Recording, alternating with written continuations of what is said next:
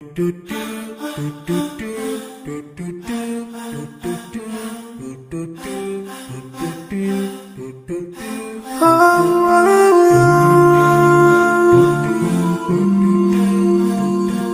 yeah.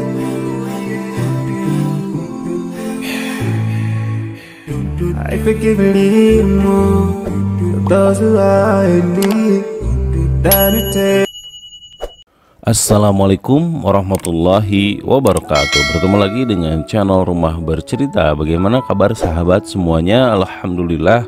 Pada kesempatan kali ini kita akan melanjutkan materi parenting yang mudah-mudahan ini menjadi bagian dari mengilmui diri kita untuk menjaga putra-putri kita ya teman-teman semuanya.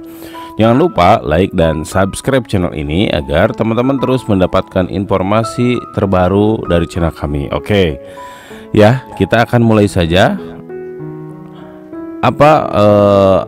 Anak yang suka ngomong kasar, bagaimana cara mengatasinya? Nah, ketika kita semuanya melihat ada anak yang berkata yang kasar, tidak sesuai dengan kaidah gitu, maka bagaimana cara mengatasinya? Karena tentunya hari ini kita ramai dengan kasusnya ya Pak Ridwan Kamil itu Gubernur Jawa Barat, terkait ada orang yang berkomentar maneh gitu ya. Nah, tentunya kasar itu kadang memang di beberapa daerah tidak dalam bahasa itu ada nilai rasa juga gitu. Tapi nah ini lebih ke parenting ya. Anak suka ngomong kasar, begini cara mengatasinya. Satu ya teman-teman, awasi dan dampingi anak saat bermain. Boleh saja menghindari lingkungan yang permisif terhadap kata-kata yang tak pantas. Namun Anda tidak bisa terus-menerus mensterilkan lingkungan anak.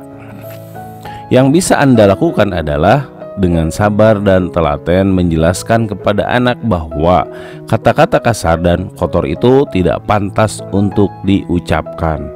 Jadi tentunya kita memahami bahwa di tengah budaya yang serba bebas, budaya yang tidak peduli gitu ya terhadap kata-kata yang tidak pantas, maka memang sangat sulit mensterilkan lingkungan anak. Yang bisa kita lakukan adalah yuk bersama awasi dan dampingi anak saat bermain, agar apa yang dibicarakan, apa yang dikomunikasikan antar anak itu sendiri itu terpantau dan terawasi ya. Itu yang pertama, tentunya awasi dulu dan dampingi anak saat bermain. Yang kedua, ketika anak berkata ya kasar, itu jangan dulu marah. Berusahalah bersikap wajar dan tidak memarahi anak.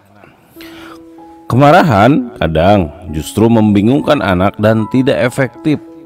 Dalam beberapa kasus, anak yang kurang mendapatkan perhatian justru akan mengulangi hal yang tidak disukai orang tua agar dia dimarahi. Baginya, dimarahi orang tua menjadi salah satu bentuk perhatian. Nah, ini kata kuncinya di sini ya. Bisa jadi ketika kita marah, justru itu akan menambah rasa ingin diulang lagi, karena ternyata ketika dia marah, ketika dia berkata kasar, ternyata orang tuanya perhatian gitu. Maka lebih baik tentunya kita berusaha bersikap wajar dengan wajah yang datar, karena tentunya kita akan menginformasikan kepada anak-anak kita. Maka pastikan yang kedua ini adalah tak perlu marah, agar anak juga tidak mengulanginya. Yang berikutnya adalah jelaskan arti katanya. Coba ketika kita mendengar anak kita ngomong kasar ya, ketika anak kita ngomong kasar, coba tanyakan pada anak apa maksudnya mengucapkan kata tersebut. Bisa jadi dia memang tidak paham apa artinya dan belum sadar kalau kata-kata itu dapat menyakiti orang lain. Maka tugas orang tua adalah menggali pemahaman anak mengenai kata tersebut dan mencari tahu alasan dia melontarkannya, lalu meluruskan. Pastikan dalam setiap ucapan yang disampaikan oleh putra-putri kita ketika dia berkata kasar, sebelumnya adalah tanyakan apa maksudnya. Misalnya ada anak kita ngobrol kasar, apa maksudnya? Lanjutkan, tahu tidak artinya, paham tidak apa yang kamu sampaikan? Apakah menyakiti tidak ketika kamu seperti itu kan dengan bahasa yang kasar misalnya? Maka sekaligus kita menjelaskan kepada mereka, juga menggali pemahaman anak-anak kita, karena bisa jadi dia hanya melontarkan kata-kata itu hanya meniru orang lain tanpa tahu apa artinya, gitu ya. Maka yuk bersama-sama jelaskan. Misalnya kalau tidak kata-kata itu berarti kan isyarat seperti jari tengah gitu ya. Itu harus ditanya apa maksudnya, kenapa seperti itu, apakah itu menyakiti orang lain atau tidak gitu ya, agar mereka paham terhadap apa yang dia lakukan. Yang berikutnya adalah bimbing dan arahkan. Jangan mudah menyerah jika anak sudah dinasihati, tapi tetap mengulangi kesalahan. Karena tentunya dalam setiap target, setiap goal itu ada proses. Maka kalau ini prosesnya sudah dilakukan, jangan mudah menyerah. Tugas orang tua adalah membimbing dan mengarahkan anak secara konsisten ya. Maka fokus untuk membimbing dan terus mengarahkan, dan tentunya semoga ini bagian dari proses jangka panjang memperbaiki umat. Yang berikutnya adalah buat kesepakatan, buat aturan dan konsekuensi yang disepakati bersama. Misalnya, jika anak berkata kasar, maka konsekuensinya adalah meminta maaf dan menghafal satu doa baru atau menghafal satu ayat Al-Quran. Nah, bisa jadi tentunya juga bersih-bersih WC, bersih-bersih halaman, sapu-sapu kelas gitu ya. Dibuat kesepakatan agar itu tidak terulang, agar itu menjadi bahan evaluasi bagi anak. Dan pastikan disepakati bersama-sama ya.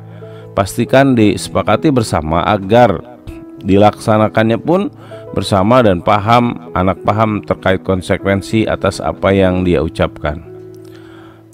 Yang berikutnya, jeli mencari penyebab. Nah ini ya, jadi jangan sampai kita juga misalnya menyalahkan sekolah, menyalahkan anak-anak, menyalahkan lingkungan, karena ya kita tetap harus mengevaluasi gitu. Orang tua harus jeli mencari penyebab anak suka berkata kasar atau jorok. Apakah setiap dia berkata kasar selalu ditertawakan oleh orang lain di rumah? Jika iya, beri pengertian kepada seluruh anggota keluarga untuk tidak memberi respon positif bila anak berkata kurang pantas. Minta mereka untuk tidak menganggap lucu kata-kata itu. Jangan pedulikan dan pura-pura tidak tahu.